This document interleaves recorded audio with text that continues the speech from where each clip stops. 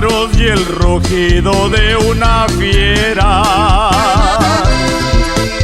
Encontré varios casquillos, también sangre entre la hierba. De seguro que iba herido, pero se perdió en la sierra.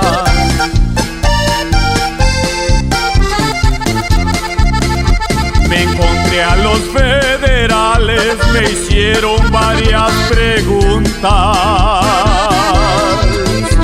Tú que vives aquí cerca, vamos a ocupar tu ayuda. Se nos escapó Quintero y vamos por su captura.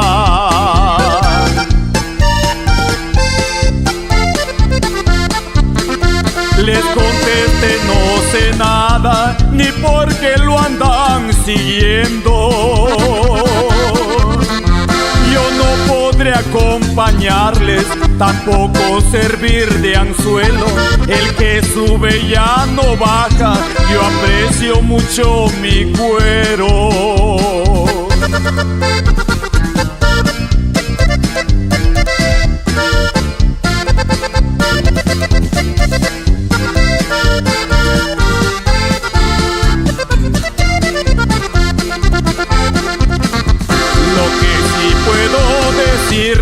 Es lo de la vez pasada.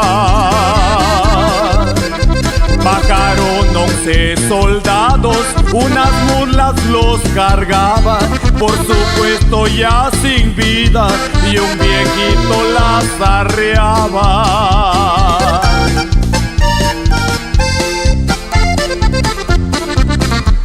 Aquel teniente me dijo, nada más hazme un favor,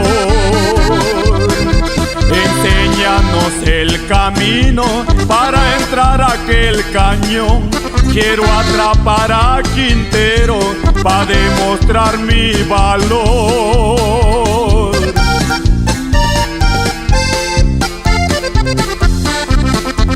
Los llevé hasta aquel lugar en donde dejé los otros. Quintero ya me esperaba, nomás me retiré un poco, los acribilló a balazos, sigue siendo el Puma de Oro.